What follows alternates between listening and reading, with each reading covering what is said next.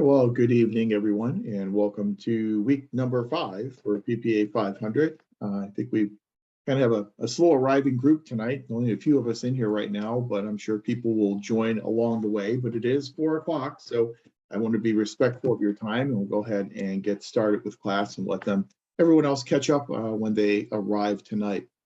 Again, we are in week 5, and so we are progressing very quickly through the course. We don't have a whole lot of time left together, but I do want to say thank you for your draft advancement to candidacy forms. I have gone through and reviewed all of those and have returned those with some feedback. Just a couple of general comments on the advancement forms. One comment is just to remember that all the core courses must be completed before you can register for 697. So if you have one of the core courses listed in the same semester as 697, I probably noted that. Just make sure all the core courses are done, and then you'll be eligible to register in 697. That is a departmental policy because since you're doing the 5 cases in 697, each case relates to one of those core courses. So you really have to have all the core courses done before you're able to do the relevant case studies. Another quick note on the advancement forms. Whenever you do officially advance the candidacy, and then if the semester in which you're taking a class changes and doesn't match up with the semester on your advancement form, that's not a problem. That's not an issue. So you don't have to do a program change form based upon a changing semester.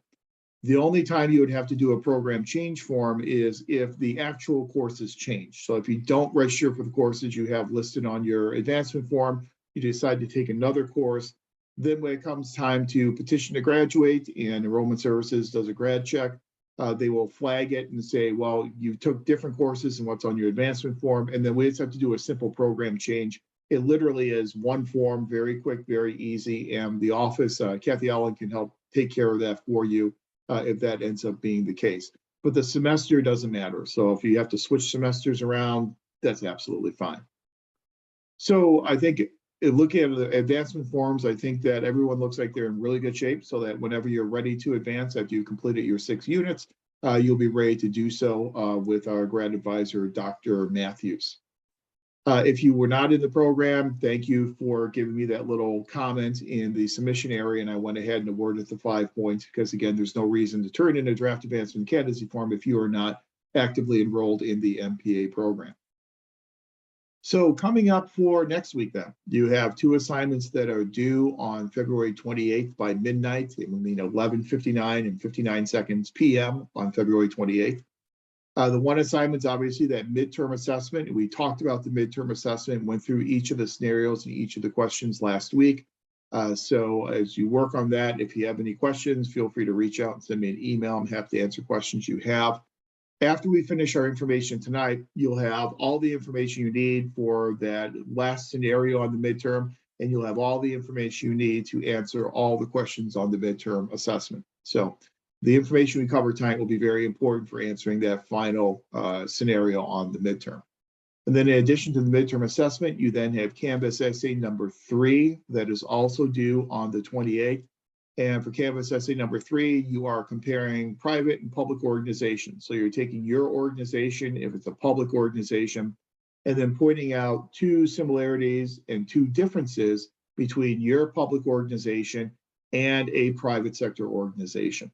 If you're currently working in a private sector organization, you're just going to reverse the logic and you'll compare your private organization to a public organization.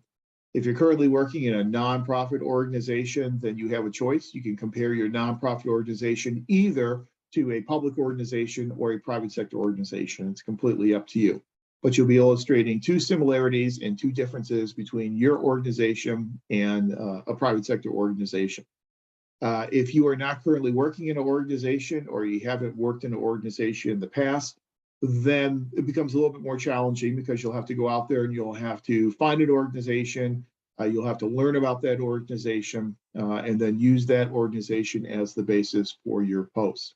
So as always, you're going to be giving me a response to that initial post that I put up there where you're responding, giving me 2 similarities and 2 differences, and then also then responding to 2 of your classmates. I've been very happy with the responses to Canvas essays number 1 and number 2. And so just keep doing what you're doing on those Canvas essays, and you'll be in good shape then for Canvas essay number 3. So you've got those 2 assignments, midterm assessment and Canvas essay number 3, that are due next week on the 28th. Any questions about any of the assignments that are due or where we're at in the class right now? Okay. If not, then what we are going to cover tonight primarily is we're going to spend most of our time talking about the theoretical perspectives on public administration. Let me just kind of reset where we have been and then where we are going in this course. So last week, we spent a good bit of time talking about what is public administration. We identified it as a study of public bureaucracy. And then we said, well, what's a public bureaucracy? And we identified a public bureaucracy as a public organization, this rational, formal system of relationships. So in public administration, we spent a lot of our time studying public organizations. Then also last week, we then compared public and private sector organizations. We talked about similarities and differences between the 2 sectors. We relied upon Graham Allison's famous article, and we found that Allison told us that there are similarities between the 2 sectors in terms of the basic generic management functions. And so we do those functions regardless of what type of organization we are in. But we also recognize that Allison said that those similarities are relatively minor. So basically the what we do is similar, but it's really the how that we do it that differentiates public and private sector organizations. And so by identifying the differences in that how we do these functions are fundamentally different between public and private sector organizations, we provided another justification for having a separate study of public administration. And then we use that as a springboard into our discussion at the end of class last time about public administration as a discipline. We identified some of the characteristics of an academic discipline, and those characteristics essentially boil down to uniqueness. We said that an academic discipline studies a unique phenomenon, a unique topic area, and it uses unique theories and methods and models in order to explain behavior in those unique areas. So in an academic discipline, we would assume that what we are studying is unique and different than what's being studied in other academic disciplines. And the methods that we use to study that will also be different in a true academic discipline. And then I left it up to you to then make your own determination about whether you think that public administration is unique enough to be considered a separate academic discipline. And you'll have a couple of different opportunities to talk about that. One of your Canvas essay coming up, essay number 4, you will discuss public administration as an academic discipline. And then you also have an opportunity to discuss public administration as an academic discipline on your final assessment. But I am going to leave it up to you, and I want you to develop your own opinion about whether or not public administration is an academic discipline. But in being an academic discipline, as we said, it means that there are unique methods and theories that we develop to study whatever phenomena we are studying. And so what we're going to spend our time tonight talking about are some of those unique approaches, or sometimes not so unique approaches, to studying public administration and public organizations. We'll talk about the theories that underlie public administration. We'll talk about the development of those theories. We'll talk about how we got from the late 1800s and Woodrow Wilson in his study of administration in 1887 up until the current point in time of studying modern organizations. We'll look at the chronological evolution of the theories that underpin the study of public administration. And that's how we'll spend our time tonight. Then after we're done with talking about theories tonight, then in our future class sessions, we will turn our attention to this whole idea of how we do the functions of public administration. And we'll talk about some of the things that public administrators do, and then how they engage in those functions, and how they engage in the functions will differ compared to what you might see in the private sector. So beginning next week and moving through the end of the semester, we'll be looking at what and how public administrators do their jobs.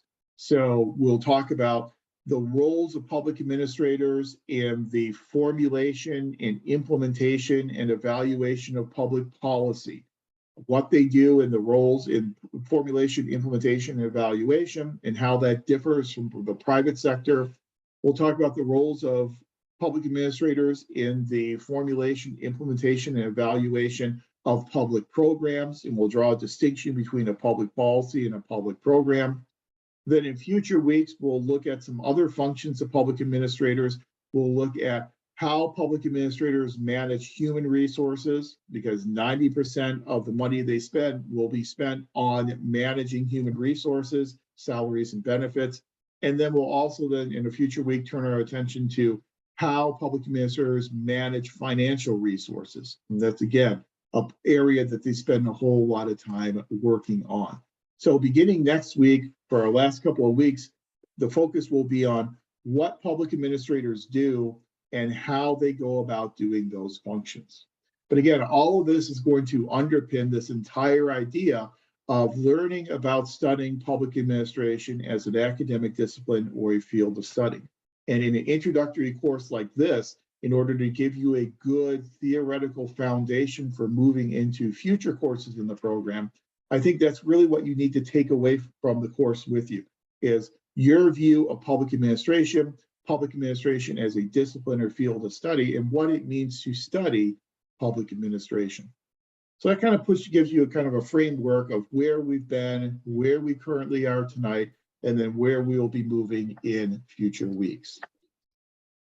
So let's talk a bit about these theoretical perspectives on public administration and talk about how the public administration literature has changed over the past 150 years. And we're going to back up to the late 1800s. We're going to go back to that Woodrow Wilson article we talked about last week and that you had an opportunity to read for this week, The Study of Administration, and the presentation of this politics administration dichotomy. And then we're going to move through the next 150 years as quickly as we can in our limited time together and just show you the evolution of how the development and the use of theories in public administration, how that development has occurred over many, many decades. So that article, the Woodrow Wilson article, as we said, The Study of Administration, is really the jumping off point for the study of public administration as a field of study. Prior to that, we really didn't think a whole lot about administration and studying administration separately from studying politics. But with Woodrow Wilson again is telling us that if we can pull administration and politics apart, then we can develop a study of administration in order to make administration as efficient as possible. And his focus really was on enhancing efficiency, making the what he called business of government, business of administration, more efficient. Now, as we had said last week, we always have to remember that Wilson also had that line in his article where he says that politics are the touchstone of administration. So even when we do pull politics and administration apart, we have to remember that whatever initiatives or whatever changes we make to the way in which we administer policies and programs, those changes and those approaches must be in alignment with our political culture. But Woodrow Wilson really gave us the jumping off point for studying public administration as a separate field of study. So in the late 1800s, we then have the creation of this first group of theories known as the classical school. And the classical school of organization theory, we are trying to study organizations for the purpose of making those organizations as efficient as possible. So the primary focus in the classical school of organization theory is efficiency, organizational efficiency. So we are interested in the macro level. We're interested in the organizational level, not so much interested in the individual level. We're not really caring all that much about individual employees. We're just caring about the organization and achieving the organizational goals of efficiency and effectiveness. So in this classical school, we're talking chronologically from the late 1800s up through the 1930s. The late 1800s through the 1930s. There are several authors that you will end up discussing in your organization theory course that are considered classical authors. For our purposes and our limited scope in this class, we're going to pull out and look at 3 of those classical theorists. And the 3 classical theorists we're going to look at: Max Weber, and you had an opportunity to read the Max Weber article in the classics text, Frederick Taylor in his scientific management approach, and Luther Gulick. So those are the 3 main classical theorists that we're going to talk about tonight. The bottom left-hand of your screen, you see Max Weber. The middle of the screen is Frederick Taylor, and the bottom right of the screen is Luther Gulick. So let's talk about each one of those theorists, and talk about how their theories contributed to this classical approach to studying organizations. So we'll start with Max Weber. Max Weber really believed that bureaucracies were the highest level of rationality. Weber really believed in rationality. When you think about rationality, when you're going to make a rational decision, when you make a rational decision, what do? So you said, we're going to be rational about the way in which we make this decision. How do you behave rationally? How do you make rational decisions? What types of steps do you go through in making a rational decision?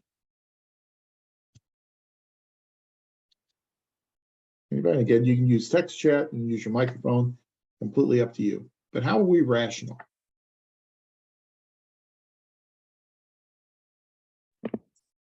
You take everything into consideration? Absolutely. Environment, all of that, yeah. Yeah, you're absolutely 100% correct. We take everything into consideration. We consider all factors, we consider all information, and we use all that information in order to render a decision.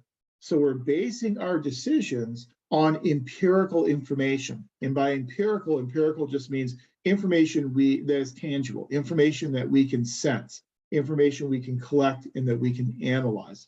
So yes, we're going to use all the information we can, collect all that empirical data, and then use that empirical data to then render a decision. That's a lot different than just making decisions based upon belief or faith. And so you might say, well, I believe this. Well, that's one way to make a decision, but that's not what we consider the rational decision-making process. Rational decision-making process is more scientific. Collect the data, analyze the data, use it to then render a decision. So the way in which he viewed bureaucratic organizations is organizations that made their decisions using rational thinking, basing their decisions on empirical, collectible type of information. He thought that the highest level of a rational organization would be what he referred to as an ideal bureaucracy. And so one of the contributions that Weber makes to the classical school is his focus on finding the one best way to structure an organization. So Weber basically argues that if we can structure our organizations according to these different characteristics of an ideal bureaucracy, that ideal bureaucracy can then be efficient and effective. So he kind of has this one-size-fits-all approach. So his characteristics of an ideal bureaucracy are, number one, a tall hierarchy. So an organization that is organized in that pyramidal shape, whereby at the very top of the pyramid, you have one person who is in charge of the organization, a director. And then as you move down your pyramid, you encounter more and more positions, so that the plurality of positions, where you see most of your positions, will be at the bottom of that hierarchy. So it's a very tall pyramidal type of hierarchy. Yeah, Luciano, go ahead. Hey, I was going to ask you, so is that the reason why we see the organizational charts in all the different institutions? And I think it's like policy, right, to have those available. Yep, you're exactly right. And that's why we see those types of organizational charts. That's why the vast majority of organizations have this type of a tall hierarchy. It's somewhat unusual to see a flatter hierarchy. The tall hierarchy is still today, even in modern organizations, a very common feature of most of our public bureaucracies. You're absolutely right. And that's your organizational chart. And that organizational chart is very useful because that organizational chart will then also help fill in a lot of the blanks for the other characteristics of a Weberian ideal bureaucracy. So you not only have that tall hierarchy, but since you have all these different positions in the organization, it allows you the opportunity to divide up work. And so a second characteristic is division of labor. So we can get more work done and get more work done more efficiently if we divide the work up among all the members of the organization. So we have a division of labor. You look at Congress. Congress is a good example of a division of labor. In Congress, Woodrow Wilson said that Congress at work was Congress in committees. And not only was Wilson the grandfather, if you will, of the study of public administration, he also spent most of his time studying Congress. And he wrote a dissertation on Congress and the way in which Congress operates. And interestingly enough, he wrote a dissertation on Congress about how it operates without ever actually physically visiting Congress. But his argument was that Congress at work is Congress in committees because that's division of labor. So the labor is divided up among committees and then further divided up among subcommittees and policy working groups. And so that's a division of labor, again, for the purpose of trying to be more efficient. Whenever you divide up the work, then you end up creating what's called task specialization. So whenever you divide up the work, people are doing specific tasks on a daily basis. They specialize in certain types of tasks. So if you're a budget analyst, you will focus on budget analysis. If you're a risk manager, you will focus on risk management. Everyone has their own set of tasks that they deal with on a daily basis. And if you are doing the same tasks day in and day out, you're going to become an expert at those types of jobs. And so because of specialization of tasks, we are creating an organization that is staffed with experts who know these jobs very well and know these jobs better than really anybody else, either within or outside of the organization. With this organizational chart, we then also get a unity of command in that everyone knows to whom they are responsible. So as you move down the organizational chart, you can track, kind of like with breadcrumbs, from the top of the organization down to the bottom of the organization, that type of what we call a scalar chain, a unity of command, that everyone knows to whom they are responsible. So a person at the very bottom of the organization is responsible to the person at the next level up, responsible person at the next level up, and so on and so on. But Weber also recognized that there are limited cognitive abilities on the part of these people in the organization. So we had to limit what he called their span of control. So if you're a manager, if you're a supervisor, you will be responsible for a limited number of employees who are situated below you in that organizational chart. So we will limit your direct reports, as we call them, to maybe 3 people or 5 people or 10 people. You may just have one unit that then is held accountable to you and then reports to you. Because if we limit your supervisory range, then that will allow you to better allocate your cognitive abilities and your resources to managing a smaller number of people, as opposed to if you had to manage every single person who is located under you in the organizational chart. That's referred to as a span of control, a limited span of control. These experts who are working in these organizations, according to Weber, are professional career employees. They view their work in the organization from the perspective of a career. So they're not really looking to bounce from one organization to another or from one job to another. They are really looking at their work in that organization as being a career, that they're there for the long haul. They're loyal to that organization. You'll see when you take the 660 organization theory class, one of the more, it's not really a modern theory, but more modern theories that you'll talk about is what's known as Theory Z, and it's Weeche's Theory Z. And Theory Z really talks a lot about this idea of loyalty among employees. That employees really view their organizations as they're loyal to those organizations. They view working in those organizations for an entire career, working there for an entire life. But since everything, all decisions are predicated upon empirical evidence, that means that we have to have a lot of written documentation. And so for an ideal bureaucratic organization, it will be predicated upon generating this written documentation. Now, there are good aspects of written documentation and obviously bad aspects of written documentation. If we rely upon written documentation, it may allow us to treat people equitably in that we write down these policies and then we adhere to those policies so that everyone we deal with in that similar situation, they're having that same policy applied to them. So you don't have a lot of arbitrary, capricious types of decisions being made. Obviously, we all know the downside of written documentation is red tape. And the more policies and the more rules and regulations you have, the more red tape there is, the less efficient your organization may be. And later on tonight, when we get into systems school of thought, we'll talk about someone by the name of Robert Merton. And Robert Merton identifies the overcompliance with rules and regulations, the overcompliance with this written documentation as being one of the primary bureaucratic dysfunctions, especially of older, larger organizations. That the older an organization is and the larger it is, the more rules and regulations it has an opportunity to develop. And then the organization starts looking at adhering to those rules as being its primary goal. So adhering to rules then supplants what the real goal of the organization is, which would be serving citizens.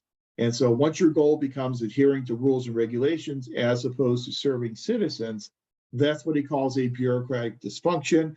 That leads to a lot of institutional rigidity, and that leads to an alienation between the organization and its environment, its citizens that it's meant to try and serve.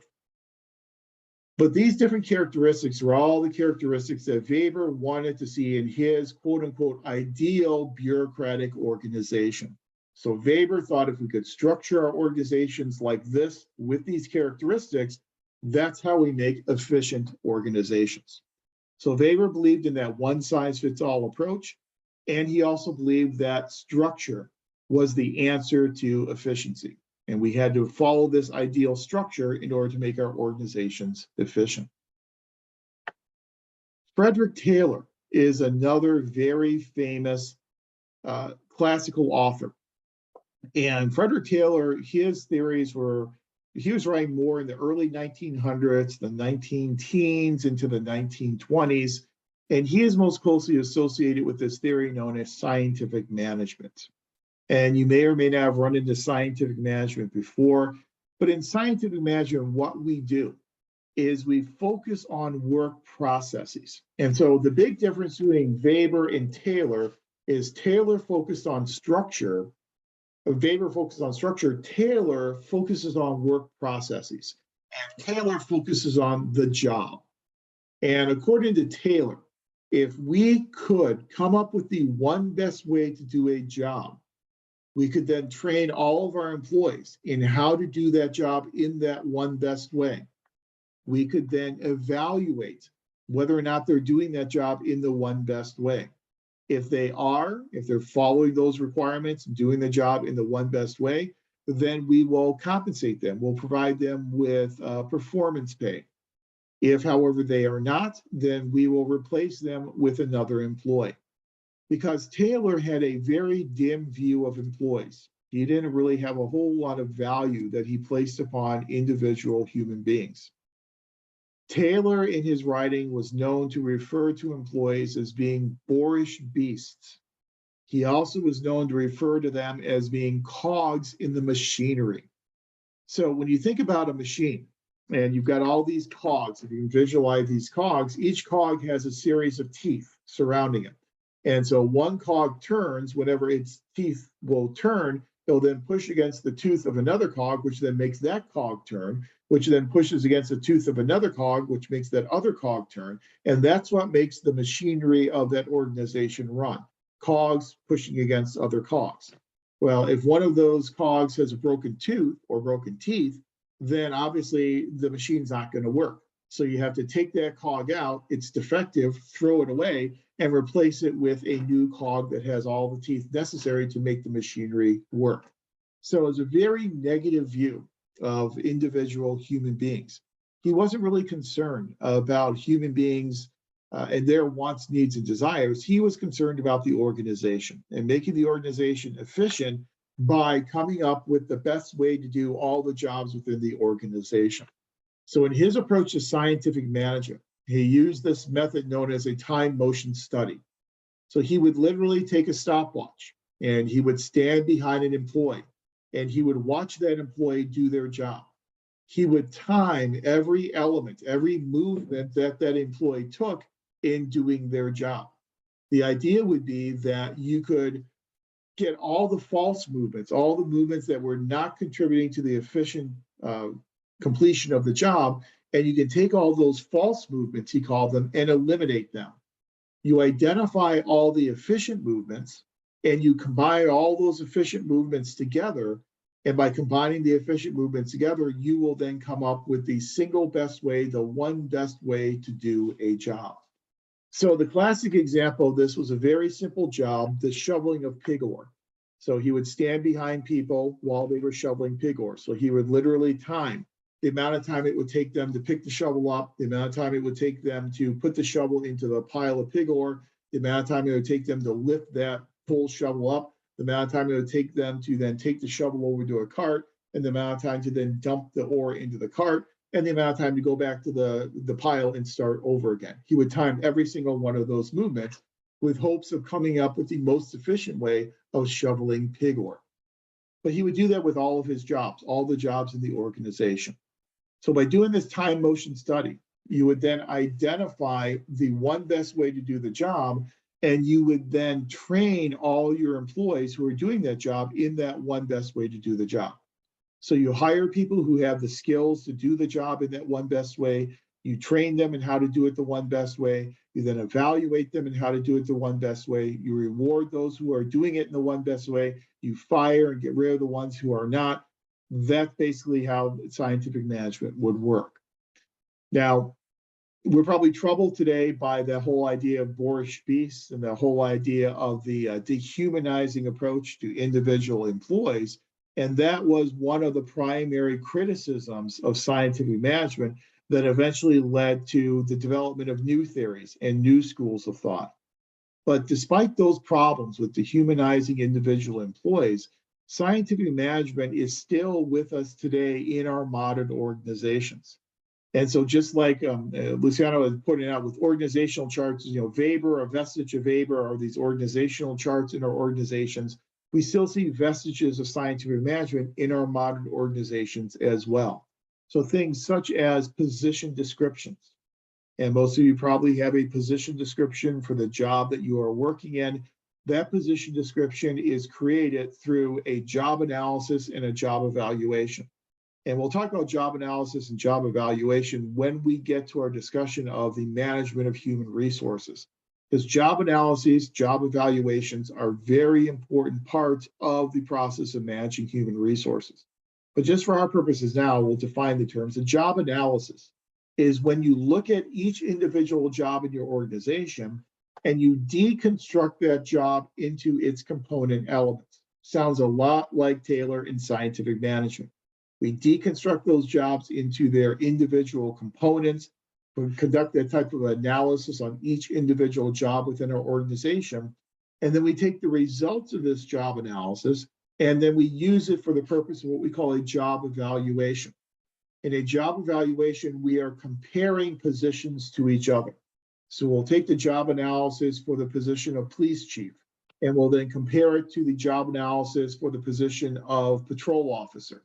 And then we will use that information, that comparison in that job evaluation for then placing those positions into a position classification system for the assignment of compensation. So we'll look at the individual characteristics of the police chief job compared to the individual characteristics of the patrol officer job. Probably that police chief job will have higher supervisory requirements. You'll be managing budgets, you'll be managing personnel that you're probably not doing as a patrol officer. You'll have requirements, certain qualification experience requirements, which will probably be much higher for a police chief job than a patrol officer job. However, on the flip side, the patrol officer job is probably a more dangerous job, and there's more risk of physical harm with a patrol officer job than there is with a police chief job. but you compare these positions based upon their supervisory requirements, the nature of the job, the safety of the job, the qualifications required to do that job, and you do that all in this job evaluation so that you can then, in essence, rank your positions in a position classification system so that those positions that rank higher in your classification system then get paid higher compensation. So that's what kind of gives us this whole idea of comparable worth between our positions and equal pay for equal work. Just about all of our career civil servant positions and organizations will be classified within a position classification system. So a lot of those basic functions of human resource personnel management, those harken back to Frederick Taylor and scientific management. So even though scientific management was in its heyday in the 1920s, which is over 100 years ago now, we still see a lot of those aspects in our modern day organizations. But again, Taylor was shared with Weber the focus on organizational efficiency. He shared with Weber the focus on trying to come up with the one best way, the panacea, the cure-all that could be applied to every organization. Where he parted company with Weber is Weber was structurally focused, Taylor was work process focused. And then a third author that we'll talk about tonight in this classical school of organization theory is a gentleman by the name of Luther Gulick. Luther Gulick was a little bit different than Weber and Taylor, in that Luther Gulick here is the first theorist who was actually able to take his theories and implement them in the public sector. He was able to take his theories and implement them directly into the federal bureaucracy. Now, Taylor was able to implement his theories as well, but he implemented them first in the private sector. So scientific management really grew out of his work with private sector organizations, and then eventually in the 1920s got applied to public sector organizations. But Taylor was really more of an efficiency-based kind of private sector type of theory. Luther Gulick served on the Brownlow Commission and participated in the reorganization of the executive branch in the 1930s and the 1940s. He was able to take his theories and apply them across the federal bureaucracy. Gulick is best known for what's called the principal school of organization theory. And there are many other authors you'll learn about in organization theory class that also focus on this principles type of a school. But Luther Gulick is the one we talk about here tonight because he was one of the first authors that really advocated for these principles of management.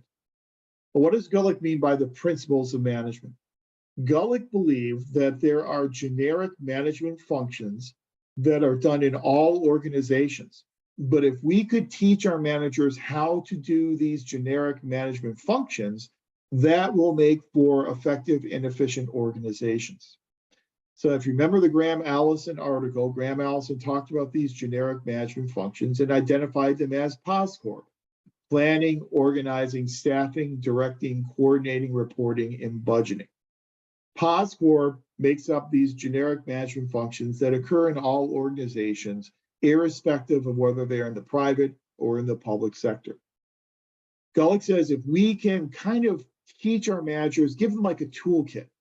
So give them a toolkit of these best practices in how to strategically plan their organizations, how to organize the organizations, how to hire people and staff their organizations, and so on, then whenever managers run into a situation in a daily basis, they can reach into this toolbox and pull out these skills that we have provided for them, these principles we have provided for them, and use them to make their organizations efficient. What Gulick shares with Weber and Taylor is this focus on the one-size-fits-all approach, this focus on the panacea. Gulick believed that these principles were true regardless of the organization and regardless of the situation. So they all share this one-size-fits-all type of approach. The difference, obviously, is Weber looked at structure, Taylor looked at work processes, and Gulick looked at the teaching of these principles to our leaders and to our managers. Now, these principles, this whole principle school, this whole approach of Luther Gulick, it ended up with some challenges, and it ended up with some challenges from some very prominent people in the theoretical development of public administration. People you'll learn later about in the program, such as Dwight Waldo and Herbert Simon, who both felt that these principles were being oversold. They really felt that they were not as much principles as they were what they called proverbs. And that just like a proverb, you can find one proverb to conflict with another proverb. Same thing here. You can find one principle that will then conflict with another principle. And oftentimes they end up being mutually exclusive. But these principles were applied through the Brownlow Commission and the reorganization of the federal government in the 1930s and the 1940s, and did have an impact upon how we trained and how we prepared managers and leaders to work in the federal bureaucracy. Luciano, do you have a question or a comment? I just wanted to ask that some of these principles, I know you need school to learn some of these concepts here, and also practical skills at work. So I guess I just wanted to ask you, like, I guess both of them matter, right? Essentially, at one point or the other, hence the MPA program here. But more or less, it's more like these skills that you learn in, at the job site, for example, because at my work, I mean, no one really shows you how to do it. You just really gotta, be on your toes at all times, So that's why I was asking that question. Yeah, that's an excellent question. And actually, there is a theory, a more modern theory, that looks at when leaders and when managers use knowledge versus when they use experience. And so using knowledge would be, you learn this in a program, you learn this in some type of an educational setting, versus experience of actually doing it on the work site and learning how to do it by actually doing it. And the theory says that managers, when they are dealing in a very high stress type of environment, they tend to make decisions more based upon experience. However, if they're in a low stress environment, they tend to make decisions based more on their knowledge. And so you make a really good point. I think it's a combination of the two, and it depends upon the situation the manager finds themselves in. It's a very high stress situation where decisions have to be made very, very quickly. They're going to rely upon their experience and how they have done it in the past and how they have learned to do it in that job and in that position. However, if it's a low stress situation where you have time to think and you have time to draw upon your knowledge and draw upon your education, that's when education becomes more important in that decision making. So like everything else, the answer would be it depends. And it really depends upon the nature of that situation and how stressful and how quickly those decisions need to be made, whether managers rely upon the knowledge they've learned as opposed to the experience that they have acquired doing it on a daily basis. And you're right. I think in terms of knowing how to do planning and organizing staffing, you can learn the basic principles of that in a program like an MPA program, but actually exercising those skills in the public sector, that's really where a lot of that learning does happen. And that's how you really end up discerning when to apply which theory, when to apply which concept in which situation. I think that's why experiential learning is so important in a professional program. That's why we require an internship in case someone comes in the program without that full-time work experience. Then they have to do the internship so that they can have some experience actually implementing some of these concepts and these theories. And that nexus between theory and practice, that's the very heart of everything we're going to do in this MPA program. Now, the MPA program is an academic program, but it's also a professional program. So it's always important to find that nexus. That's why I always say my favorite question is, so what? So what's the nexus? So how do we apply this in the real world, quote unquote, real world of public administration? So I think you're absolutely right. It's a combination of the two, knowledge as well as experience. Yeah, thanks for that. I appreciate it because I was just listening to you, and it's almost like an interview question as well on how to respond to these different functions or principles, right? So no, thank you for clearing that for me. Good. Yeah, but I think it's a really important point to bring up, and that it's whenever we can emphasize that nexus, I think that's something we need to emphasize in a program like this. So that's an excellent observation, excellent point. So these three authors are just the ones we cover in this class. You'll cover a lot of other authors in the classical school, but just for our purposes, it kind of gives you a sense and a flavor of what the classical school of theories look like in the study of public administration. Again, they're all unified, they're all tied together with this idea of the one-size-fits-all approach, that we can create this panacea that can then be a cure-all that's applied in every single situation. That's something that we have really moved away from in more modern theoretical perspectives. That's something that's really true for the classical school, but for more modern neoclassical theories, we have slowly progressed away from that one-size-fits-all type of an approach. So we can contrast this classical school of Weber, Taylor, and Gulick with some what we call neoclassical schools of thought. And so in these neoclassical schools, we have a lot of different authors, a lot of individual approaches that are used that we call neoclassical because they are obviously different than the classical school and they are newer than the classical school. These are all theories and all schools that developed as a rejoinder or as a response, as a critique of the classical school of people like Weber, Taylor, and Gulick. So some of the neoclassical schools that we're going to talk about tonight, the School of Human Relations, the Human Resource Management School, the Systems School, and then we'll mention some of the more modern approaches and focus primarily on one school of thought in the more modern approaches known as the School of Organization Culture. So these are all we call neoclassical schools. So when you're working on that scenario on the midterm assessment, I'm asking you to talk about some classical authors. Those would be your Weber and your Taylor and your Gulick. And then when I say neoclassical, we're talking about Human Relations School, Human Resource Management, System School, and schools, more modern schools like the Organization Culture School. So let's take a look at each one of these neoclassical schools and talk about not only what their theories were about, but how their theories differ from the theories in the classical school. Because again, these neoclassical schools are created as responses to the deficiencies in the classical school. And the primary deficiency in the classical school was the dehumanizing aspect in terms of the way in which individual employees were viewed. Really not caring very much about those individual employees and their wants, needs, and desires, really focusing only on the organization and organizational efficiency and effectiveness. That's something that the Human Relations School had an issue with. And so we're going to talk about a couple of theorists in this Human Relations School. The first one I like to talk about is one of my favorite theorists in public administration, and that's Mary Parker Follett. You did have one article by Mary Parker Follett in the classics text.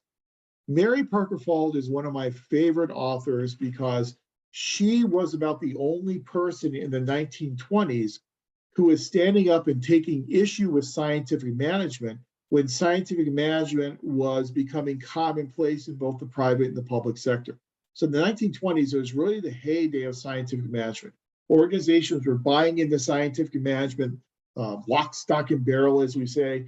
And it was really Mary Parker Follett who's the only one who is really standing up and saying there are some serious issues with scientific management. And the primary issue is the way in which scientific management deals with human beings and how dehumanizing it is for individual employees. Mary Parker Follett viewed organizations as democracies. She said, when we view our organizations, we should think of them as basically being mini democracies. And as we know, with a democracy, democracies are predicated upon participation in that the power comes from the people. So it's not government giving power to the people, it's people giving power to the government, and then government through this social contract having the responsibility to judiciously use this power in order to provide for the benefit of the public. That's how she viewed organizations, as very democratic in nature. She says democracies obviously are good, and it's good to view your organization as a democracy, but there are two main flaws in a democratic system of government, and those two flaws in a democracy are also two flaws that we see in our democratic organizations. And those two flaws, according to Follett, are passivity of citizens and particularized interest. So number one, she says, a democracy kind of lends itself to citizens being passive in terms of their engagement, their participation. When you think about a democracy, a true direct democracy, there are many avenues for people to participate in their own governance. People can vote, people can run for office, people can talk about politics, people can contribute money to campaigns and to political parties. People can write letters to their members of Congress, their members of the state legislature, or their members of representatives in local government. There are lots of different ways that people can participate in their own governance. However, as we know in our democratic system, the avenue that most people select, if they even choose to participate, is voting. And they tend to choose voting because that's the least difficult. That's the least path of resistance, is voting. Because all you have to do when you go and vote is you literally vote. In California now, everyone gets an absentee ballot, a mail-in ballot. You literally can fill out your ballot at home and drop it in a box, or that's a very low bar for actually participating. And that's what most people choose, because people are rational, self-interested actors. And so they're going to choose the participation method that has the lowest cost and the highest benefits. So naturally, a democracy tends to lead to passivity on the part of citizens. Democratic organizations also have that same problem of passivity. So what we have to do in those democratic organizations is we have to foster participation. We have to get people to participate in their own governance. And she has several ways to do that we'll talk about in a second. But a second major flaw in a democracy, the particularized interests. And you spent time talking about Federalist Paper number 10 and James Madison and his discussion of factions. So you're very familiar with factions and these types of particularized interests. Madison tells us that factions are a natural outgrowth of a democracy. We cannot eliminate factions without eliminating democracy, so instead we need to try and control their effects. Anytime you have a democracy and you have this marketplace of ideas, that's going to result in conflict between different groups with different particularized interests. She says the same thing happens in democratic organizations. Conflict is inevitable in a democratic organization because of these particularized interests. It's how we deal with conflict that is important for Mary Parker Follett. So Follett says we assume that conflict is going to emerge anytime we have a democratic arrangement. There are three ways in which we can resolve conflict. One way we can resolve conflict is through domination. She says that is the single worst way to deal with conflict. In domination, one party wins, one party loses. That's how you would deal with conflict in the classical school. And usually the organization wins and the individual employee loses. Domination is not a good way to deal with conflict because obviously those people who lose out in this domination process, they're not going to have buy-in in terms of what the organization wants to do. They're going to feel that they don't have empowerment. They're going to feel that they're doing something that they didn't agree to do. Domination is not a good way to deal with conflict. She says the second way to deal with conflict is a little bit better, but it's still not the ideal, and that's compromise and negotiation. So we compromise. When we compromise, both parties in this conflict give something up. So I give up something, you give up something, we come to a compromise, we come to a negotiated settlement. The problem there, obviously, is if we are both giving something up, we're both going to be disaffected. We're both going to be discontent with that conclusion that we are coming to because we both had to give something up. It's better than domination, but it's still not the ideal. For Mary Parker Follett, in a democracy, in a democratic organization, the ideal way to deal with conflict is through what she calls integration through interpenetration. What she means by this is that we open up communication in our organization. We allow people to participate. We allow people to share ideas, kind of in a marketplace of ideas. And when people start sharing ideas among each other, ideas will begin to interpenetrate from one person to another. And so you might tell me your opinion, I may never look at it from that perspective, and it then becomes part of my thinking. And as these ideas interpenetrate among people in this conflict, we are then able to integrate those ideas together into a new way, into a new solution that we have all contributed to creating. So not just adopting a solution from one person or another, we're creating something new. We're taking these ideas and synthesizing them into a new, different, novel way of dealing with this issue and resolving this conflict. Obviously, by doing that, everyone has a piece of the pie. Everyone has participated in the creation of this solution. So everyone has buy-in in this solution. But in order to be able to get to the point of integration and interpenetration, you need to have a very open system of communication vertically as well as horizontally in the organization. And you also need to have your employees have the opportunity to build their own resources and generate their own power resources. Follett argues that power is not a resource to be given, power is a resource to be developed. So if we were in the classical school, all the power would reside with upper level management, and then upper level management through delegation can decide what power to give to what employees. There's a very top down, what she called a power over type of relationship.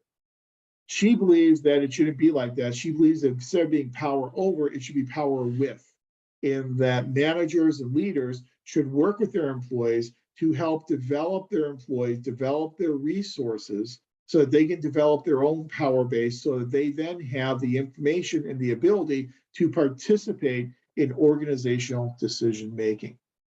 So again, for Follett, it's a very democratic type of situation that helps to overcome passivity by developing power among your employees so that they have what they need in order to participate in different ways, and also overcomes particularized interest through integration as opposed to domination or compromise. As you can tell, it's a big departure from the classical school, because now we're talking about involving our employees in decision making. We're no longer just directing them and telling them this is what you do and this is how you're going to do it. Now we are engaging them in their own self-governance and self-determination.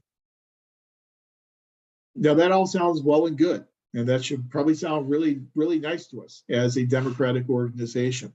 But we also realize, for those of us who work in organizations, that sometimes you cannot be that democratic. And sometimes that opening up this democratic organization, opening up all this participation, having everyone participate in all these decisions, sometimes will lead to organization not being able to make any decisions at all. Sometimes organizations have to respond very, very quickly to challenges in their environment, and they don't have the luxury of participation in being purely democratic organizations. So I think the ideal here is when you have the ability in those low stress types of environments, you try and be as democratic as you can, recognizing that there is probably a limit to just how democratic an organization can be in certain types of situations and challenges from the environment. But Follett is really important, because Follett really starts to move our thinking away from the classical school and move our thinking more toward placing value upon individual employees. And I kind of liken it to the political science literature. And the political science literature, there are three distinct phases in the development of the political science literature. The first phase was what's called the institutionalist phase. And in the institutionalist phase in political science, we would study institutions of American government. So we would study the House of Representatives, or the US Senate, or the Office of the President, or the Supreme Court. But we studied institutions. Then the second phase we moved into in the 1960s in political science was what we call the behavioralist phase, where instead of focusing on institutions, we focus on individuals within those institutions. And Mary Parker Follett, her approach is kind of more that getting into that behavioralist type of phase, where you really start looking at individual people within our institutions, within our organizations. The third phase of political science was the post-behavioralist phase. And the post-behavioralist phase, we start looking at the interactions and relationship between individuals and their institutions. How do individuals affect the institution? How does the institution affect individuals?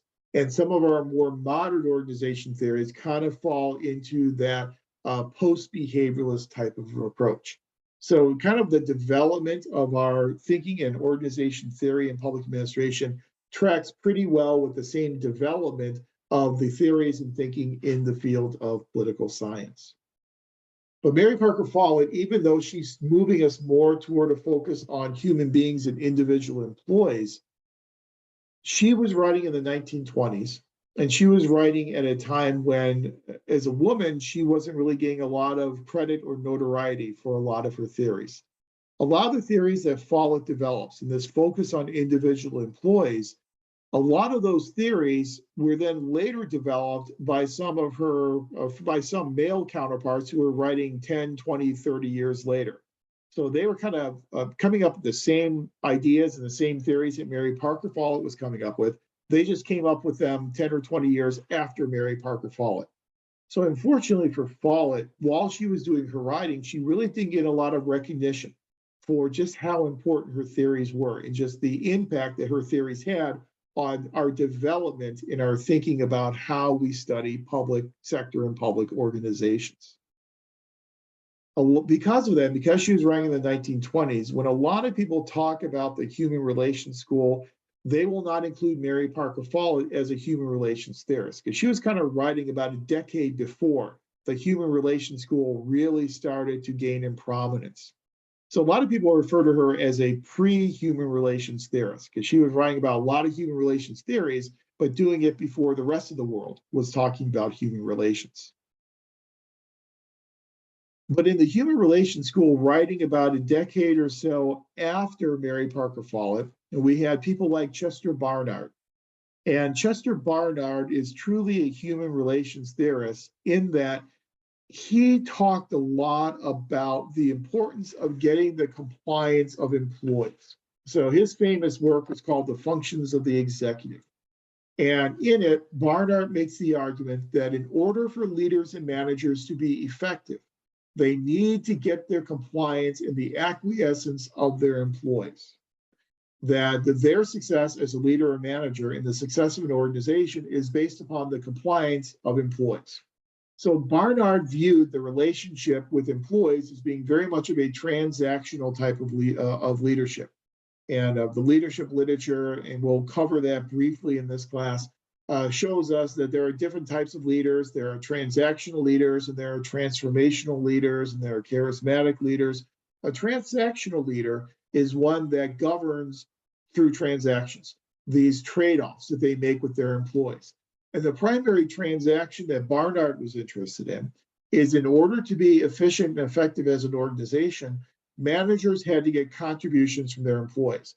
They had to induce their employees to provide effort and to put forth effort and achieve levels of productivity that will then help the organization achieve its goals.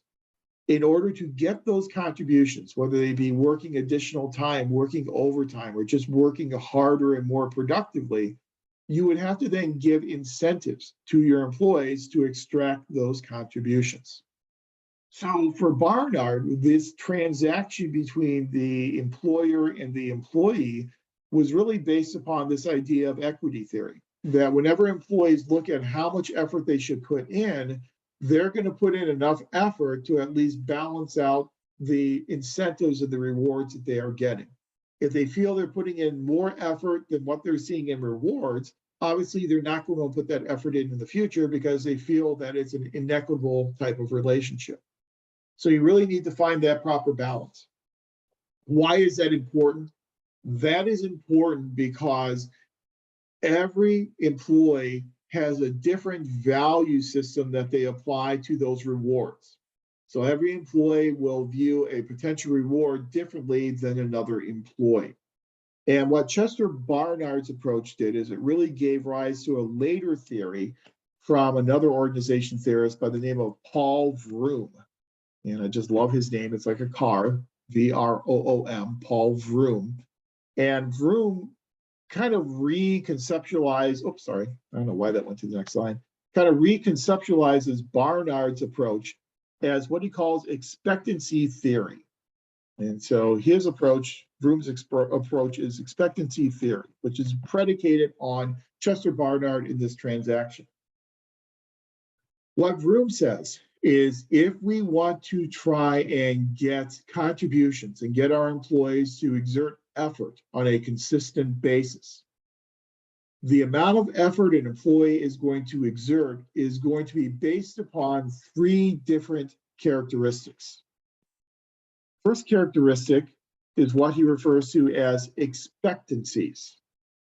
Expectancy is the expectation on the part of the employee that if they put forth the effort, putting forth that effort will allow them to achieve a certain level of performance and productivity. If I put in this effort, what are the chances that this effort will result in this level of productivity? So if there is a project that needs to get done by Monday morning, the effort I put in will be coming in on the weekend to work on that project. What is my expectation in terms of if I come in on the weekend, I will then be successful at getting this project done by Monday morning? Am I 100% sure? Am I 80% sure? Am I 50% sure? The more confident I am in my abilities to get this job done, the more likely I am to put forth that effort and come in on the weekend. If I think coming in on the weekend won't do a bit of good in getting this project done on time, I'm not coming in on the weekend and I'm not putting forth that effort. That's what's referred to as the employee's expectancy. How much do they expect that they will get this level of performance if they put in that amount of effort? And then the second characteristic in expectancy theory is what's known as valence. The valence level. Valence refers to how much an employee values an outcome or reward. So I come in on the weekend to get this project done. The reward that I get for getting this project done is I will be named Employee of the Week. How much do I value being called Employee of the Week? Does that mean anything to me? For some employees, they will highly value that. They really like that recognition. And so that will motivate them to put forth the effort to get this project done. For some other people, they don't care a bit about whether or not they're Employee of the Week, and that's not going to motivate them at all. So how much valence, how much value do they place upon that reward or that outcome?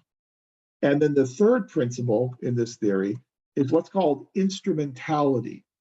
Instrumentality speaks to this reward that is promised. Does management actually make good on their promises? What's the likelihood that I will get considered to be Employee of the Week if I get this project done? You know, I know management is promising me that I'll be Employee of the Week if I get the project done. What's the likelihood that they'll actually make good on their promises?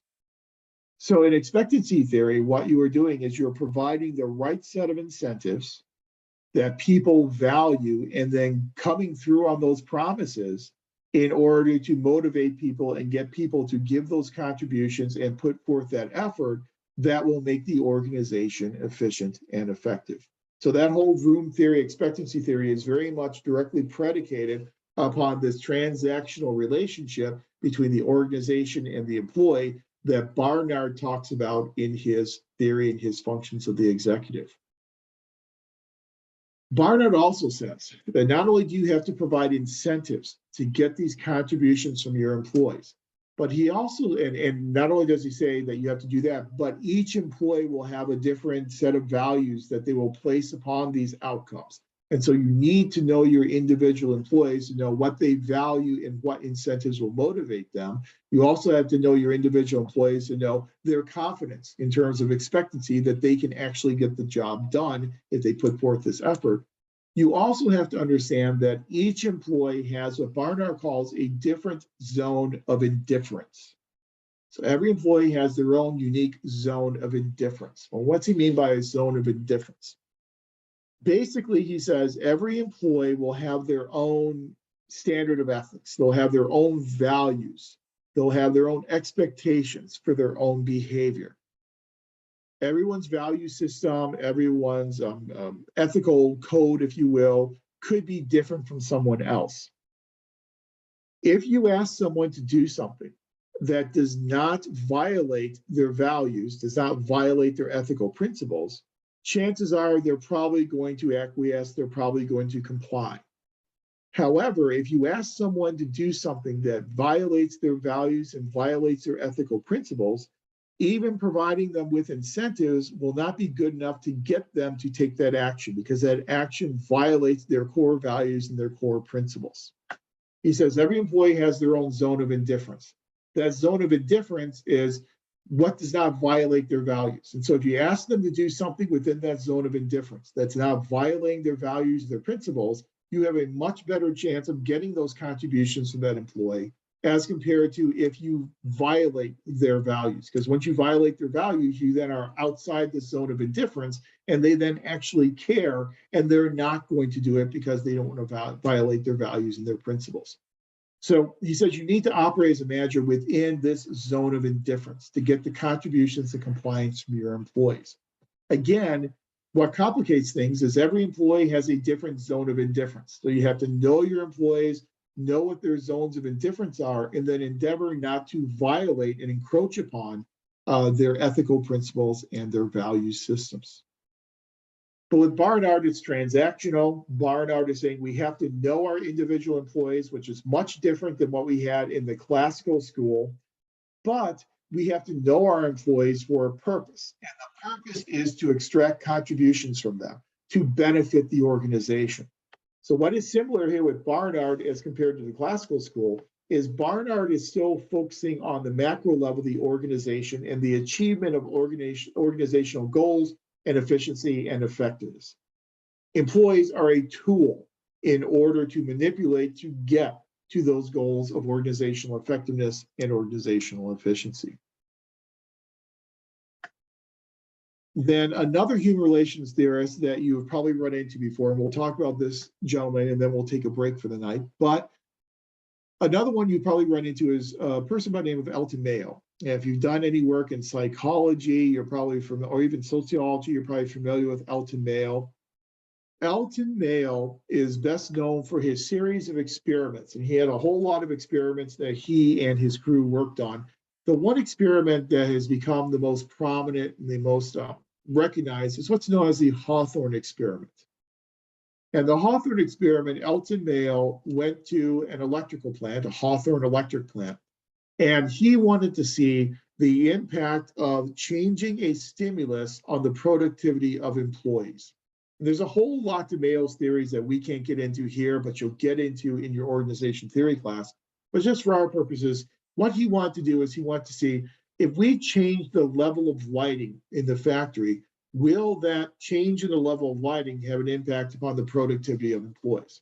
So he develops a hypothesis. And his hypothesis is if we turn the lights up, it will make it easier for people to see the job they're doing and they'll become more productive. So increasing the lighting level will make employees more productive.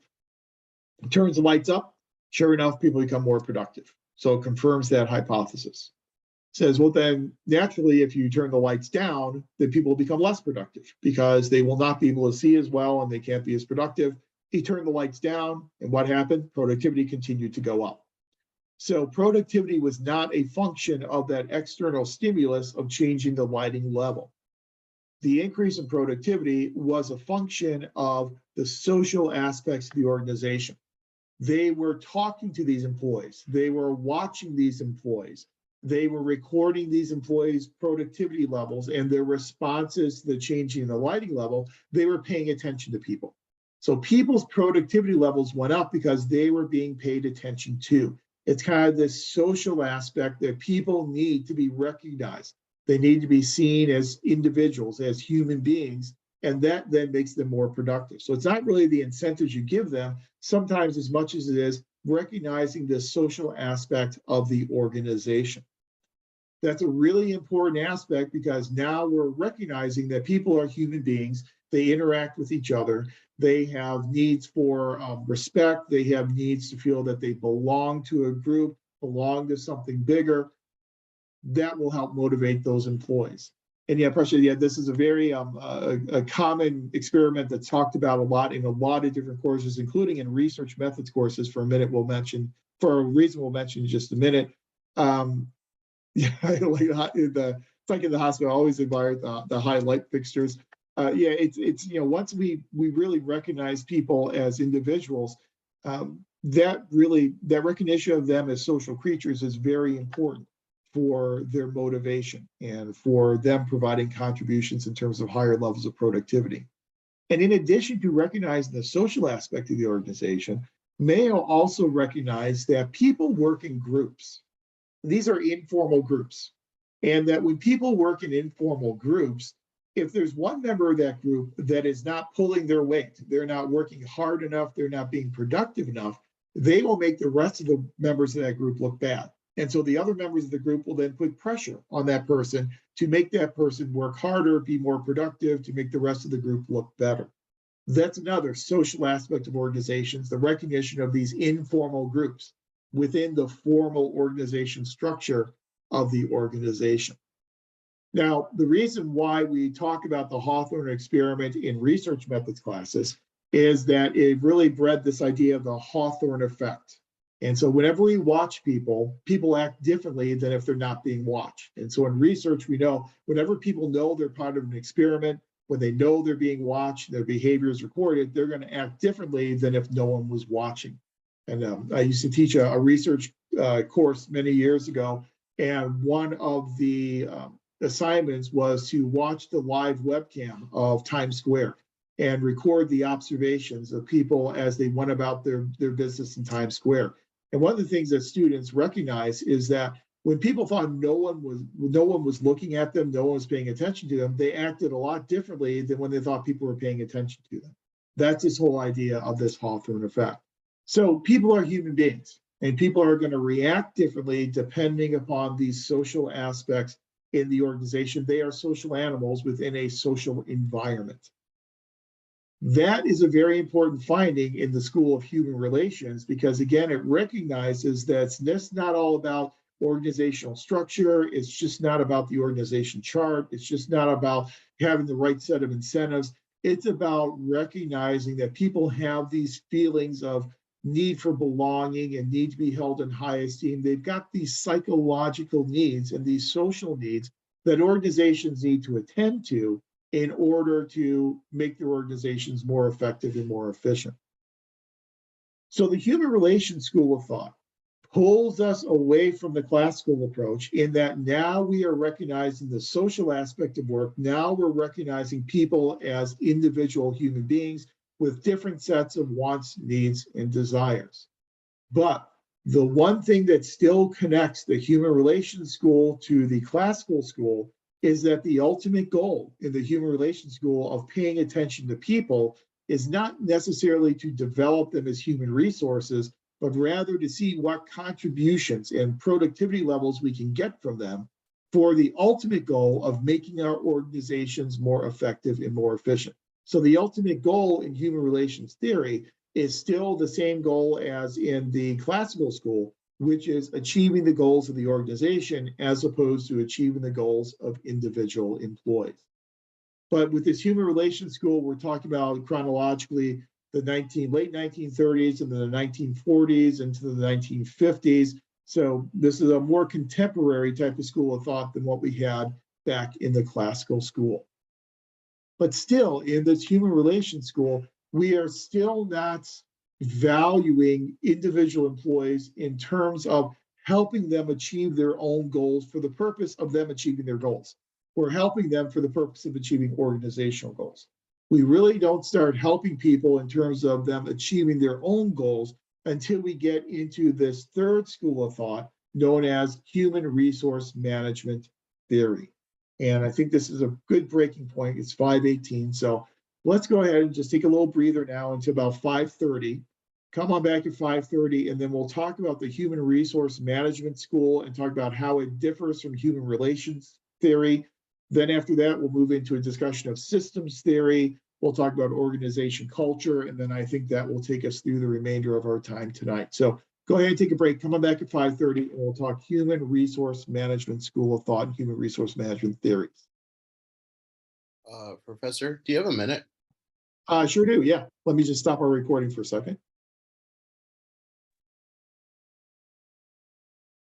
It is 5:30, so we are back at it. So we've covered the classical school, we've covered the human relations school, and so now another neoclassical approach is what's known as the human resource management school.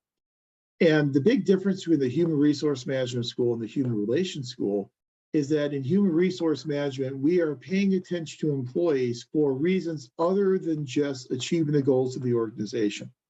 And if you want to think about human resource management theories as kind of in the same vein as, to borrow a phrase from John F. Kennedy, that, ask not what the employee can do for the organization, but also ask what the organization can do for the employee. So it really becomes this two-way street in terms of the relationship between the individual and the organization. So when we're talking about human resource management theory, remember I likened this whole development to the political science literature development. This is where you start moving into that post-behavioralist type of approach, because we're looking at the relationship between individual employees and the organization. The goals of individual employees become sometimes as important as the goals of the organization. So if we are trying to benefit our individual employees and develop them as resources, we're doing it not just to benefit the organization, but also to benefit those individual employees. So our first theorist there is Abraham Maslow. And I'm sure if you've had any psychology courses in the past, you know Abraham Maslow well and Maslow's hierarchy of needs. So Maslow makes the argument to us that there's a hierarchy of needs that every individual will have. At the bottom of that hierarchy of needs, you have physiological needs. So things such as shelter and clothing and food and water. The types of things that need to keep you alive on a daily basis are those physiological needs. The next level up are the safety needs, the needs to feel safe and secure, safe from harm. The next level up are the belongingness needs, the need to feel that you belong to something greater than yourself. You belong to a group, you belong to an organization. Next level above that, esteem needs, the feeling that you are held in high esteem and that you're respected by others, by your coworkers, by your peers, by your family, by your community. And at the very apex of this hierarchy of needs is self-actualization, which is oftentimes best termed as being all that you can be, the ability to achieve everything that you can achieve as a human being. Now, the bottom four needs, the physiological, safety, belonging, and esteem needs, those are oftentimes referred to as deficiency needs, in that people are motivated by a deficiency in one of those needs. Once that deficiency is filled, once that deficiency is met, that need no longer works to motivate that individual. So once you have adequate housing and adequate food and adequate water, you're no longer motivated by those types of needs. Once you have a safe place to live and you are free from harm, that no longer motivates you. So the deficiency needs are only motivators until that deficiency is met. The top level, self-actualization, is what's called a growth need. On the chart, it says being needs, a being or a growth need. And this growth need is something that continues throughout your life. You're always trying to achieve, you're always trying to become all that you can be, to achieve your utmost potential as a human being. You're always motivated by growth with self-actualization, as opposed to being motivated by a deficiency, as you would be in one of those bottom four deficiency needs. Well, the big so what question is, well, so what? What does Maslow contribute to our understanding of human resource management theory? The big contribution with Maslow is that he is recognizing that every individual may have a different hierarchy, that this hierarchy that's laid out there for you on the screen could differ depending on the individual. So for some individuals, belonging needs may be more important than esteem needs. Maybe safety needs are more important than physiological needs. So there could be some reordering of those deficiency needs depending upon individuals. So again, it becomes important to know your employees and know what they're motivated by, what deficiencies they're motivated by, what types of growth motivations they may have, and then manage those individuals accordingly. It is important to also know that this conceptualization of the hierarchy needs from Maslow, this is something he revisited much later in life, and just at the end of his life, just before his death, he actually reorganized his hierarchy of needs a little bit, and he changed up that apex of self-actualization. So under his original conceptualization, self-actualization was kind of an individual thing, that you want to become all that you can be as an individual human being. In his revisioning of it later in life, he changed self-actualization to the need to give back to community and to others other than yourself. And that self-actualization actually went beyond just you becoming all you could be as an individual, and was really more about what you're giving back to future generations and what you're giving back to the broader, more general community. But again, what Maslow is telling us is that everyone may have a different hierarchy of needs, and so we need to know what our employees value, what deficiencies they have, and what types of growth needs they may need from the organization. So again, what can the organization give to those individuals to help them grow? Douglas McGregor, who was very much a believer in Maslow's hierarchy of needs, took that hierarchy of needs and developed for us what became known as Theory X versus Theory Y management. And for McGregor, Theory X and Theory Y are two diametrically opposed visions of employees in organizations. The Theory X approach views individual employees as being lazy, as being not very intelligent, as being not terribly creative, as not really seeking out supervisory positions or seeking out growth opportunities. It was a very negative view of individual human beings, kind of similar to what we saw with Frederick Taylor. So a very classical view of individual employees.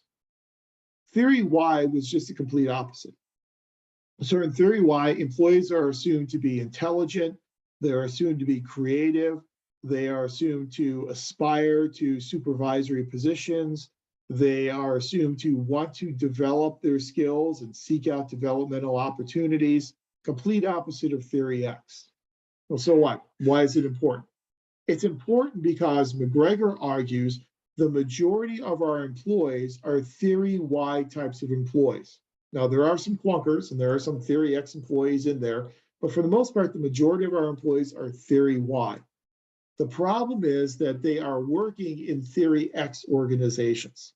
So we are taking these very intelligent and creative people and we are shoehorning them into a Theory X organization that treats them like a Theory X employee.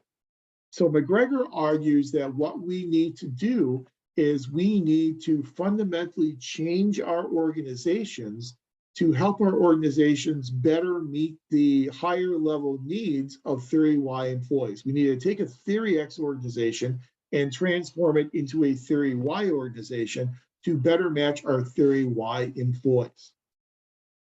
How do we do that? We do that by providing our employees with the opportunity to self-direct, to self-govern, and to develop their skills and their abilities, to develop as human resources. One strategy that McGregor talks about that organizations can use in order to help their Theory Y employees is what he refers to as job enrichment.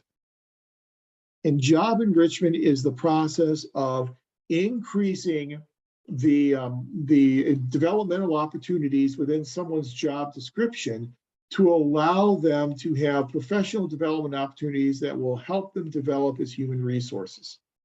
It's not just job enlargement. Job enlargement is just adding functions and adding responsibilities onto a job. Job enrichment is allowing individual employees to participate in developing their own responsibilities and developing their own position descriptions so they can craft that job to make it a vehicle for them to develop as human resources. And through job enrichment, organizations can start treating Theory Y employees like Theory Y employees, as opposed to treating them like Theory X employees. One of McGregor's most famous students was a person by the name of Chris Argyris. And Chris Argyris is another human resource management theorist who takes McGregor's work and expands upon it. Argyris argues that as people mature, they go through this maturation process and they go through what he calls a personal growth journey. And as they go through this maturation, this personal growth journey, individuals will start to take on a more long-term perspective. So they become more concerned about the long term as opposed to just looking at today and tomorrow. They start aspiring to superordinate positions. They start aspiring to superior positions, supervisor positions, seeking out more responsibilities and more accountability.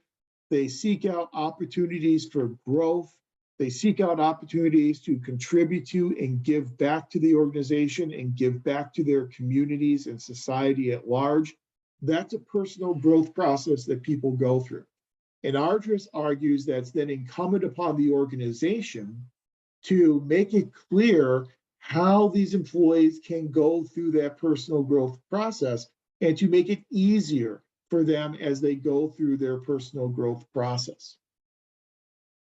Later on, in more modern theories, the Chris Ardress personal growth approach was kind of modified into a type of leadership known as the path goal model of leadership. And in the path goal model of leadership, these organizations need to make the path clear for individuals to see how they can achieve their goals. So they allow individual employees to develop their own personal individual goals, and then it's the job of the organization to then lay out the paths that these employees can follow in order to achieve their goals. The better that an individual employee can see the path as being clear toward the achievement of a goal, obviously the more motivated that employee is going to be, and the more productive that employee is going to be, and the more likely that employee is to develop their skills and themselves as human resources. So the big difference here between Human Resource Management School and Human Relations School is that in Human Relations School, we were looking at managing people and recognizing individual differences for the purpose of what we could get out of those employees to accomplish the goals of the organization. Here under Human Resource Management theory, we are helping individual employees achieve their own goals, and the achievement of individual goals is sometimes just as important as the achievement of organizational goals. That if we help someone develop as a human resource, and then that person takes those skills that they developed and they leave the organization and they go to another organization, under Human Resource Management School, that is okay, because we help that person develop as a human resource, even if that person then takes those skills and uses them in another organization as opposed to staying in our organization. Developing people as human resources is a goal in and of itself. It's not all just about achieving the organization's goals, it's about helping employees achieve their own individual goals. And that's this big difference, this transition from the Human Relations School into the Human Resource Management School. And with the Human Resource Management School, chronologically, we're talking about 1950s, 1960s, 1970s, and into the 1980s.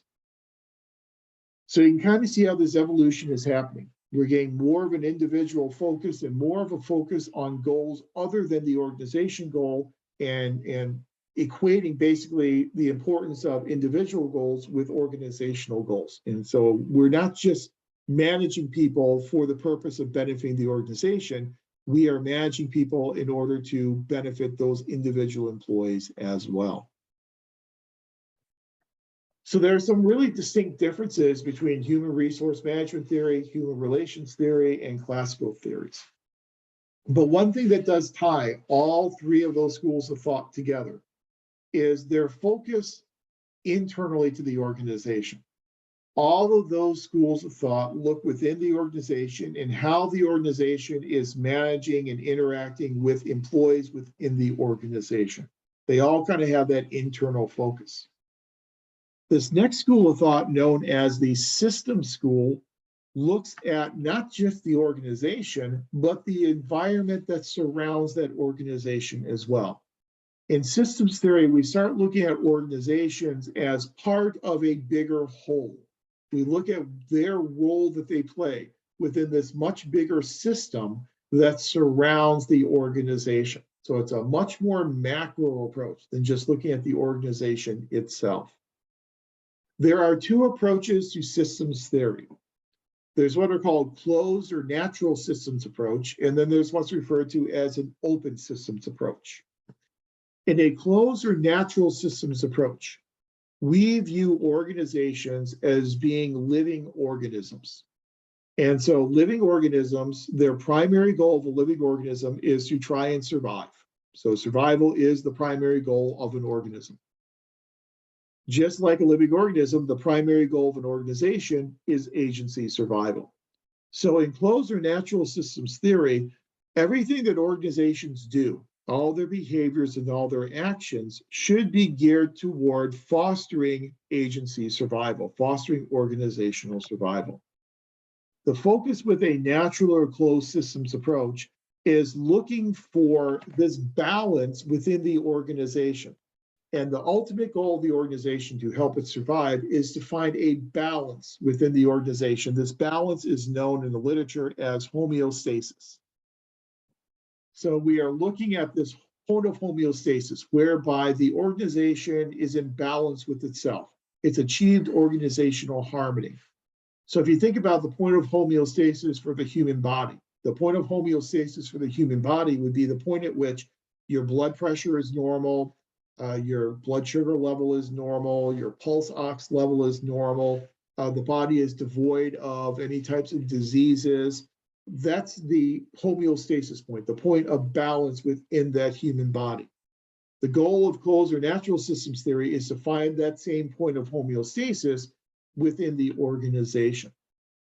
But that can be elusive because the problem with organizations is just like living organisms. From the point in time when an organization is created, that organization will then go through what is called an entropy process. And the entropy process is the process by which, as that organization ages, it dissipates energy and dissipates resources out into its environment until it gets to the point in time that it has dissipated so much energy and resources into the environment that it no longer has enough energy and resources to survive into the future. So that entropy process is the dissipation of energy into the external environment. That's something that all organizations go through, and that's something that all living organisms go through as well as the human body ages. So there is an endpoint in closed or natural systems theory. And that endpoint is when, through entropy, the organization no longer has enough resources to sustain itself, and it will then eventually go out of existence. However, the problem is that we know that some organizations exist for a very long period of time.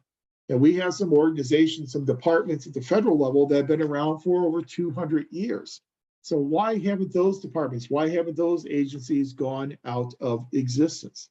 One of the reasons why they have not gone out of existence is that this entropy process is not a one-way process. There's something known as negative entropy, according to open systems theorists. And negative entropy is, yes, organizations will dissipate energy into their environment, but they can replace those resources by importing new resources into the organization. So open systems theorists will argue that it's not just all this one-way type of relationship, it's a two-way relationship. In that, yes, environments can affect organizations, but organizations can also affect their environments. So you think about some of the resources an organization can lose to its environment. If you have employees who leave the organization and go to other organizations, that's dissipating resources and dissipating energy into the environment. As you spend your appropriations, those expenditures, you are losing those resources, and you're losing those resources out into the environment. But if you can raise more money, if you can find grants, if you can increase the appropriations you're getting next year from a legislative body, that's negative entropy. You're bringing new resources in. If you can hire people and bring them and onboard them in to be as effective and as productive as the people you've lost, that's negative entropy. So open systems theorists say that it's not just a matter of organizations will decay and go out of existence. They can survive into the future through this process of negative entropy. Open systems theorists differ from the closed and natural systems theorists by looking at the balance between the organization and the environment. So that point of homeostasis is no longer just internal to the organization, but that point of homeostasis will measure the balance between the organization and its external environment. It's something that John Gauss, another famous public administration theorist, referred to as the ecology of public administration. That in order to understand public organizations, we need to understand the environment in which those organizations operate. Well, the worst things for an organization is when the environment lacks the resources to support that organization. So think about something in terms of political support. Political support is a resource for organizations. Sometimes organizations, for a variety of reasons, will lose political support in their external environment. When they lose that political support, that's one of the reasons why they sometimes will go out of existence. One classic example of that from a lot of the research that I work in, I used to do research in federalism and intergovernmental relations. That's why I teach the intergovernmental relations class. And there was an organization called the Advisory Commission on Intergovernmental Relations. It's been around since the 1950s, went out of existence in 1996. And the reason why it went out of existence is that it lost the support of Congress, and Congress took its appropriations away. When Congress took its appropriations away, ACIR, the Advisory Commission, could no longer function. They couldn't pay for their contracts, they couldn't pay for their lease, they couldn't pay for the director's salary. They had absolutely zero money in order to operate, so they shuttered operations and they went out of business because they lost that political support. The environment was no longer able to support the existence of that organization. But the big difference here is, again, closed natural systems looks at that homeostasis, that balance within the organization, and looks at the organization as a system itself. Open systems theory looks at the homeostasis as the balance between the organization and its environment. I like open systems theory a lot. If you're looking for some authors that can be associated with open systems theory, I think that Katz and Kahn are two of them, and they wrote an article in your classics text, Katz and Kahn. They're our most prominent open systems theorists. And I like the approach because I think every public organization, for the most part, operates within an open system. They operate within an environment that has a direct impact upon the organization. And it's really hard to find a public organization, especially in a high transparency state like California, that is not operating within an open system. That's the most common type of arrangement for most public organizations. So if we want to study organizations and understand their behaviors and what they do and why they do what they do, we have to take into account the environment in which they operate and see where that institution resides in terms of this overall system and what role and part that organization plays within the bigger system, the bigger environment. Systems theory primarily started in the 1960s and is still a contemporary theory today. And again, I think it's very applicable to just about every public organization that you can think of. Then the more modern theories, and we really don't have the time to, in the scope, to focus on a lot of these theories, but I've listed some of the more modern theories on that previous slide. So things like leadership theories. Literature has really gotten very involved, once again, in leadership studies, looking at the impact of leadership on organizations, studying organizations through the lens of leadership. Looking at the type of leadership styles, whether they be transactional, this kind of quid pro quo between leaders and employees, whether leadership styles tend to be transformational in nature, in that they bring a new vision into the organization, leaders do, and they lead through that new vision. Whether they be charismatic types of leaders, and that they lead in terms of their personality and their charisma. Whether leaders are focused more on production, getting the job done, or focused more on employees and building rapport and relationships with employees. So really looking at how leaders lead has been a major aspect of a lot of modern approaches to studying public organizations. But the one modern approach that I like to present in this class, that you will again cover when you get to your organization theory class, is the approach known as organization culture school of thought. And the organization culture school, we assume that every organization has its own culture, which really begs the question of what is culture? So when you say culture, what do we mean by culture? So I want to take a stab at what we mean by the word culture. What does culture mean?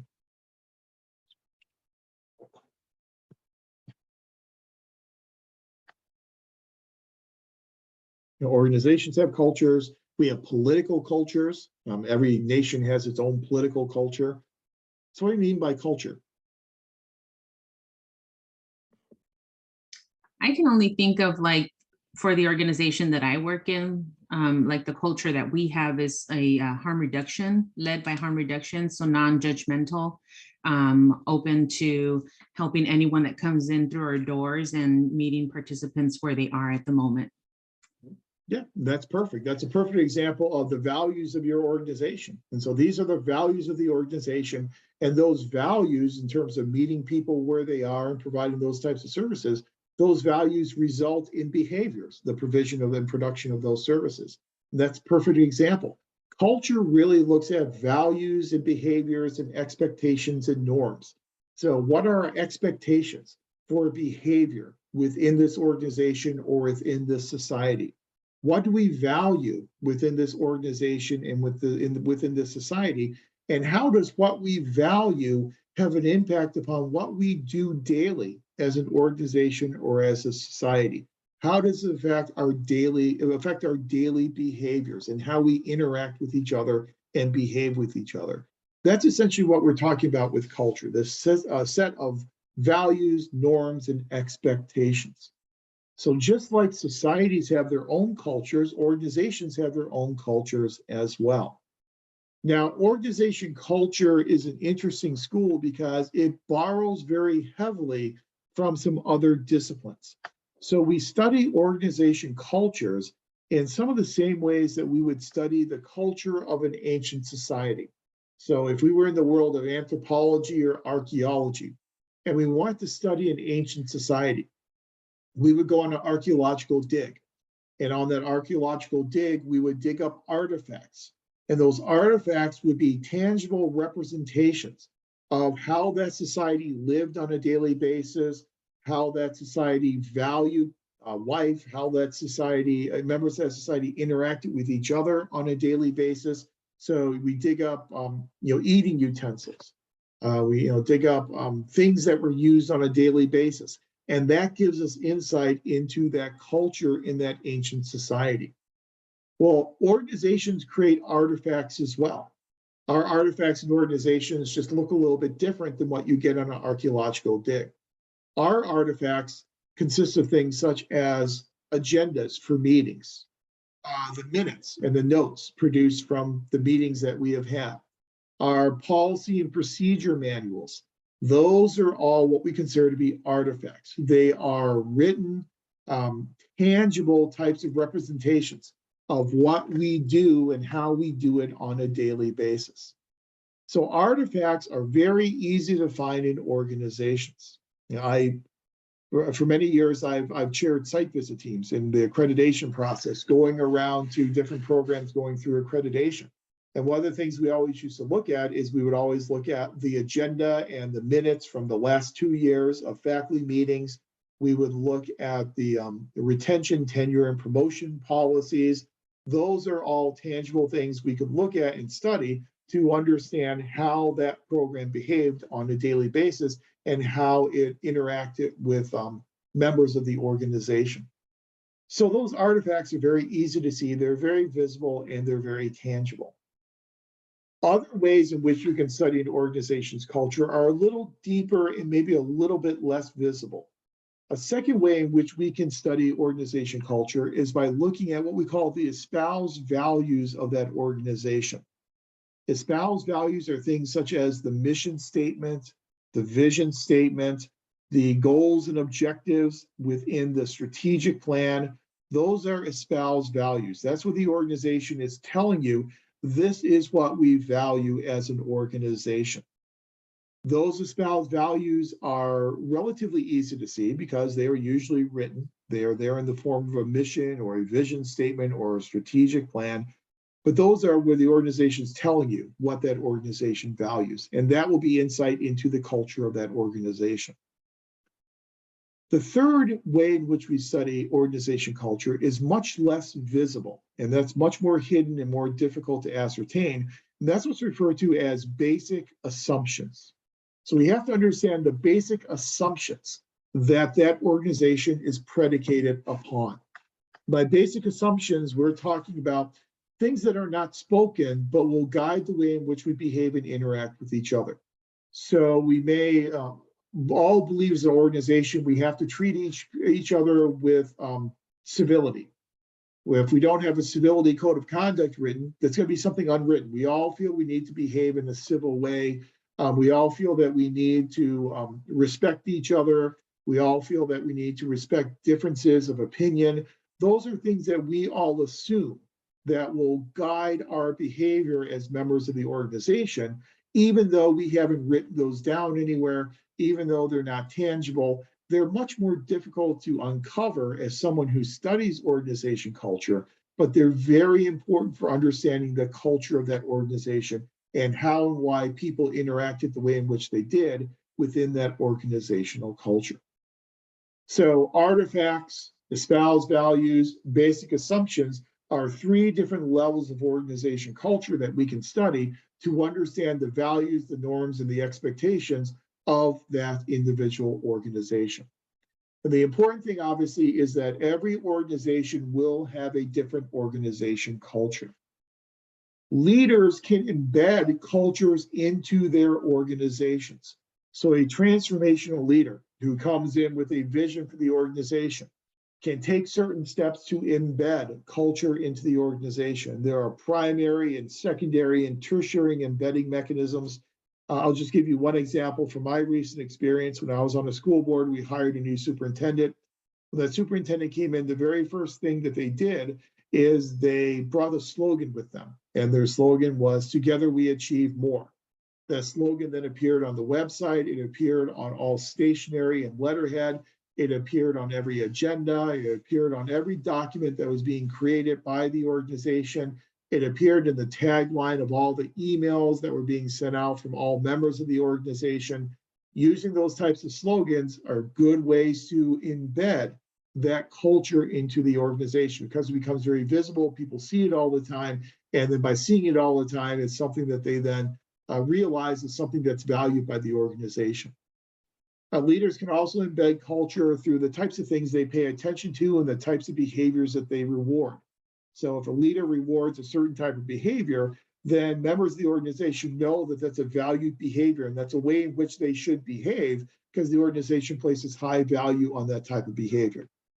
So the behaviors that get punitive measures that get penalized, those are the types of behaviors that we want to avoid as members of the organization. So good transformational leaders can effectively embed cultures into their organization. Well, the big so what question here is, well, so what? What is so important about organization culture school of thought? It's so important because it tells us that studying organizations and the theories we develop to study organizations must be complex because they must be able to be modified to fit the different cultures of different organizations. There's no longer a one-size-fits-all approach like the classical authors tried to tell us. So if you really look at this evolution, again, organization culture is more modern theory. We'll talk about development by Sheen in primarily the 1980s and the 90s, and is a very important and very common approach to studying organizations today. But if we look at this development and evolution of the theories of public organizations and how we study public organizations in the field of public administration, one thing that really ties this entire evolution together is a movement away from the one-size-fits-all approach and the movement toward a more nuanced situational approach to studying organizations. And that's why I told you at the beginning of this course, my favorite answer to questions is, it depends. Because it depends is the most appropriate answer most of the time in public administration, because we do have different organizations, different cultures, and different situations. And oftentimes we lead by the situation rather than being able to rely upon a one-size-fits-all magic bullet, as we did back in the late 1800s and the early 1900s with the classical school of thought. So public administration does have its theories. It has an evolution and development to its theoretical perceptions and assumptions of the study of public organizations. The big question here when we view public administration as being either a discipline or not a discipline is how unique these theories are. If these theories are unique enough to qualify public administration as an academic discipline, or are we merely borrowing theories from other fields and then just manipulating them to make them match some of the unique characteristics of the study of public organizations. I'll leave that for you to determine in terms of coming up with your own view of whether or not public administration is a discipline. I will point out to you that Max Weber was a sociologist. Frederick Taylor, his theories were first developed for the private sector before they were applied to the public sector. Some of our human relations and human resource management theorists came from a psychological background.